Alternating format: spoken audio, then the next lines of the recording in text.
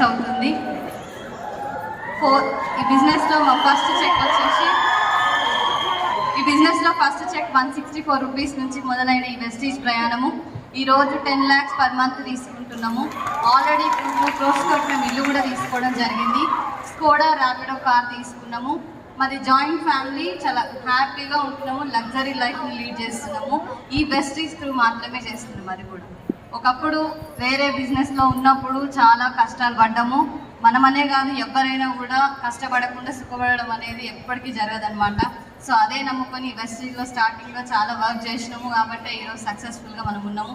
So every ఉమెన్కి కావాల్సింది ఒకటి రికగ్నిషన్, అప్రిషియేషన్ అనేది ఖచ్చితంగా కావాలని ఉంటుంది, కానీ అది ఎక్కడ కూడా దొరకదు.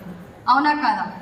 సో అలాంటి టైంలోనే నాకు విన్న కొన్ని విషయాలలో నాకు అర్థమైంది ఏంటి అని అంటే, ప్రతి ఒక్కరు మీరు అబ్జర్వ్ చేస్తే పుట్టిన కాడ నుంచి మన ఎండింగ్ జర్నీ వరకు కూడా పుట్టినప్పుడు పలానా వాళ్ళ కూతురు అంటారు, పెరుగుతుంటే పలానా వాళ్ళ చెల్లెలో అక్కనో అంటారు, పలానా వాళ్ళ వైఫో అంటారు. అంతేగాని మనకంటూ మన పేరు పెట్టి ఎక్కడ విలువదు.